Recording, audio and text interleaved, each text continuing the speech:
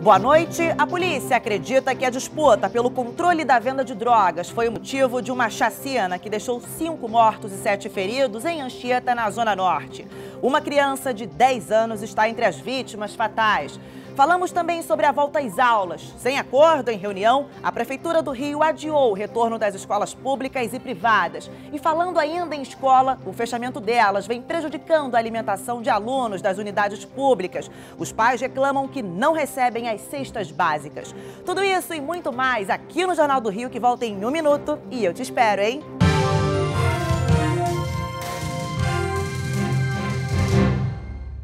A Delegacia de Homicídios investiga a morte de 5 pessoas, entre elas uma criança de 10 anos, em Anchieta, na Zona Norte do Rio, durante uma festa junina.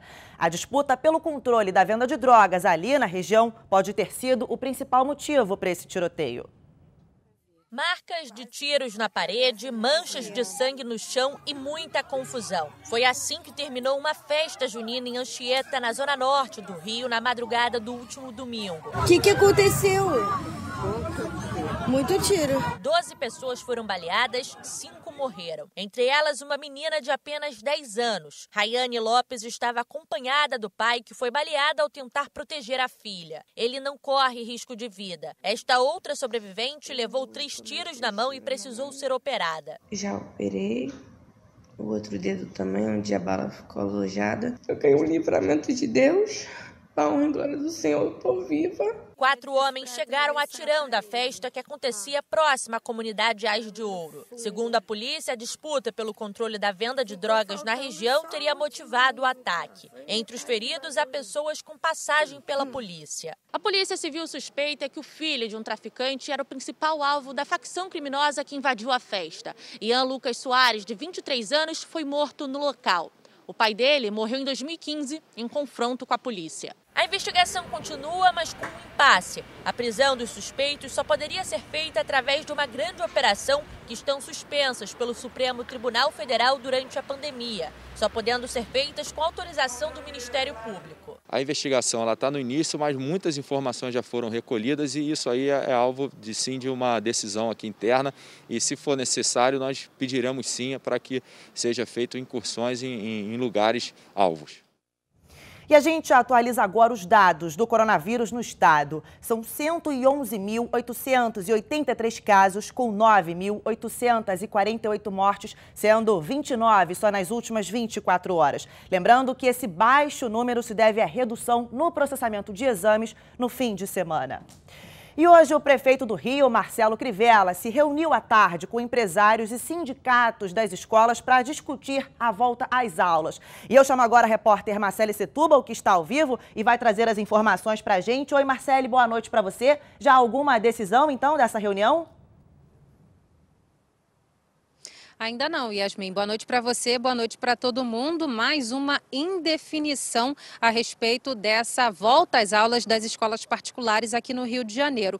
Na semana passada, o prefeito do Rio, Marcelo Crivella, havia dito que apresentou uma proposta de acordo entre as partes de que os profissionais da educação e os alunos que se sentissem seguros para retomar as atividades poderiam voltar, mas isso seria de forma facultativa, seria voluntária e não obrigatória. Isso não foi aceito nessa reunião que aconteceu hoje de tarde e mais uma indefinição aconteceu. Então, uma próxima reunião foi marcada para a próxima quinta-feira para tentar se chegar aí a essa definição sobre a volta às aulas das escolas particulares. Isso deveria acontecer inicialmente entre o dia 10 e o dia 15 desse mês, mas por enquanto ainda não foi definido. Na entrevista coletiva que o prefeito Marcelo Crivella concedeu hoje de tarde aqui no Rio Centro, na zona oeste da cidade, o prefeito falou a respeito de outros temas, inclusive sobre a volta do público para assistir às partidas de futebol. Inclusive, a gente tem a declaração do prefeito Marcelo Crivella. Vamos ouvir. Agora, não é uma boa a gente comemorar? A gente dizer que nós somos o único lugar do mundo cujas curvas estão, segundo o nosso comitê científico, permitindo que a gente possa ter 1/3 do estádio no local. Agora, é aquela coisa, tem gente que olha o copo pela metade que está meio vazio e meio cheio. Eu gosto de ser otimista. Bom, Yasmin, essa volta de 1/3 do público no Maracanã, por exemplo, né, um estádio que recebe as partidas do Campeonato Carioca, está previsto inicialmente para o próximo dia 10. É isso que a gente acompanha agora na reportagem. São mais de 3 meses com os portões fechados, mas as arquibancadas vazias estão com os dias contados. Só que para entrar no estádio, os torcedores vão precisar comprar os ingressos pela internet e lá dentro manter a distância de pelo menos 4 metros. Ainda é um pouco perigoso, né? Nos jogos de ontem, pela 4ª rodada da Taça Rio, os torcedores acompanharam de casa a goleada do Botafogo por 6-2 contra a Cabo Friense. Mas o que repercutiu no mundo foram os protestos no estádio Newton Santos. Primeiro, os jogadores alvinegros entraram com uma faixa contra o protocolo Jogo Seguro da Federação de Futebol do Estado. Depois, com 2 minutos de bola rolando, os atletas paralisaram a partida em mais uma manifestação. Ajoelhados, repetiram um gesto usado em alusão ao movimento Vidas Negras Importam. As mesmas causas foram lembradas pelo Fluminense. Momentos antes da partida, 3 jogadores do Voltaço foram diagnosticados com a Covid-19 e não puderam entrar em campo. O jogo marcava a reestreia de Fred com a camisa 9 do Flu, mas o ídolo do clube não teve nada para comemorar. O Volta Redonda venceu por 3-0. O Vasco jogou contra o Macaé em São Januário. A vitória por 3-1 contou com um dia inspirado de Germancano, que marcou todos os gols do Cruz Maltino ainda no primeiro tempo. Com o resultado e o tropeço do Madureira, que perdeu por 2-0 para o Resende, o time segue vivo na briga para chegar às semifinais da Taça Rio. E durante a pandemia, mais de 80% dos consumidores fluminenses deram preferência às compras nos comércios de pequeno e médio porte dos bairros que moram. O consumidor fluminense está mais solidário durante a pandemia. É o que aponta uma pesquisa do Instituto Fecomércio feita com 652 pessoas. 81% dos entrevistados afirmaram priorizar os pequenos comércios perto de onde moram, como o microempresário Vinícius. Em termos de necessidade, de crise, etc., são eles que estão sofrendo mais, né? Então, acho que se a gente puder pagar um pouquinho a mais, 10% a mais, 15% a mais para comprar um produto, mas também fortalecer esses empreendimentos que têm mais problema de caixa, etc., acho que é uma boa alternativa. A comodidade na hora da compra e o desejo de ajudar quem luta para seguir em frente neste momento são as principais motivações. A pesquisa revela ainda que 82% dos entrevistados pretendem continuar comprando nesses negócios menores depois que a pandemia passar. As pessoas conheciam esses estabelecimentos porque conhecem os seus bairros, mas talvez não consumissem nesses estabelecimentos. O isolamento social obrigou que elas consumissem e elas gostaram. Em relação às compras feitas pela internet, o levantamento mostrou que 81% dos entrevistados compraram virtualmente. E cerca de 11% das pessoas escolheram esse método justamente por conta da quarentena. A gente pode esperar também para o setor de comércio, serviços ou para a economia do estado do Rio de Janeiro em geral, uma melhora em junho relativamente a maio. Uma rápida pausa e a seguir, a Polícia Civil vai responsabilizar as lideranças do tráfico da Maré pela morte do menino de 11 anos na semana passada. E o Ministério Público do Rio recusou a proposta de arquivamento do inquérito que apurou o incêndio no Ninho do Urubu. A investigação tem como alvo membros e ex-membros da diretoria do Flamengo, empregados do clube e também prestadores de serviço. Esse caso aconteceu em fevereiro do ano passado e deixou 10 adolescentes mortos e 3 feridos. Para o MP, não restam dúvidas sobre a prática de uma série de condutas imprudentes e negligentes que contribuíram para o incêndio. Agora, os indiciados devem responder pelos crimes de lesão corporal, homicídio e incêndio culposos. Procurado, o Flamengo ainda não se pronunciou. E a família do menino Cauã, de 11 anos, que foi morto na favela da Maré, na Zona Norte, prestou depoimento hoje na Delegacia de Homicídios. Felipe Lima Gomes, de 18 anos, está preso na Delegacia de Homicídios da capital. Conhecido como Panelinha, o jovem confessou ter feito o disparo que matou Cauã Vitor, de 11 anos, na última quinta-feira, no Complexo da Maré. O menino estava apenas fechando o portão de casa quando foi baleado na cabeça. Ele foi encaminhado para um hospital da região, mas não resistiu. A família de Cauã esteve hoje na Delegacia de Homicídios da capital para prestar depoimento. Quem também esteve por aqui foi a mãe de Felipe Lima Gomes, responsável pelos disparos.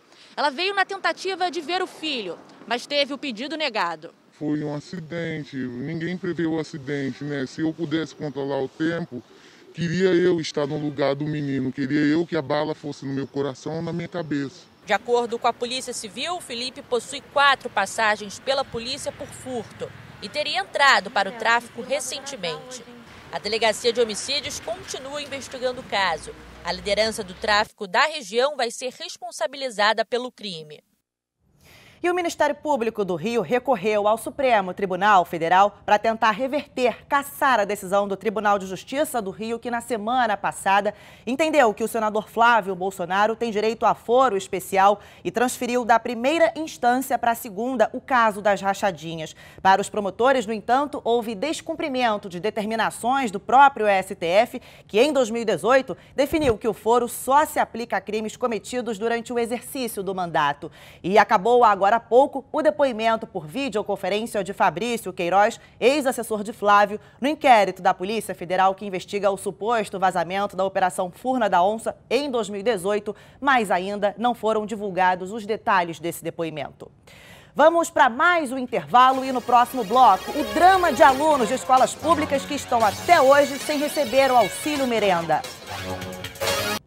Pais de alunos da rede municipal de ensino continuam reclamando da falta de cestas básicas e também do cancelamento do cartão alimentação. Muitos dependem desses benefícios para sobreviver, mas esse drama não se restringe só ao município. Olha só. Depois de muito tempo, a Adriana conseguiu um serviço como diarista para complementar a renda. Ela é mãe de 2 filhos matriculados na rede municipal de ensino e contava com a ajuda prometida pela Prefeitura do Rio. A gente não tem ajuda de ninguém, a gente não sabe como pedir socorro a ninguém, né? A gente fica contando com a ajuda dos governantes e eles não fazem nada pela gente. No início da pandemia, o município informou que entregaria um cartão alimentação no valor de R$100 para as famílias de alunos da rede, que é a maior do Brasil. Depois de reclamações, a prefeitura cancelou o benefício e informou que, em vez disso, doaria cestas básicas. Mas muitos estudantes também não receberam esses alimentos. Na esfera estadual, os alunos em situação de vulnerabilidade social também receberiam um vale de R$100, que mais uma vez ficou na promessa. A situação se agravou com mais um escândalo de corrupção, envolvendo a compra de merenda escolar para as escolas estaduais. Em maio, a Justiça determinou que Estado e município garantissem a alimentação de todos os alunos, não só daqueles em situação de vulnerabilidade social. Mas a Defensoria Pública identificou que a decisão não foi cumprida e entrou com um pedido de liminar para que as secretarias de educação apresentassem novos planos para a distribuição das cestas básicas. O que a gente verifica é que muitas pessoas que não se enquadravam numa situação de pobreza, agora efetivamente se enquadram e que, portanto, dependem dessa ajuda do Estado e do município para satisfazer o seu mínimo nutricional diário. Vamos então às respostas. A Secretaria de Estado de Educação disse que os recursos da merenda agora estão sendo usados para a compra de alimentos e que o valor é repassado para as unidades de ensino que escolhem os fornecedores e fazem a distribuição, prestando contas à Secretaria e que, por conta das investigações de fraude, vem afastando os diretores. Já a Prefeitura afirmou que não há atraso nas entregas das cestas básicas e que a distribuição está sendo feita para evitar aglomerações. A Secretaria Municipal de Educação afirma que serão entregues 640 mil cestas nos próximos dias e, claro, a gente vai continuar acompanhando isso tudo aqui de perto.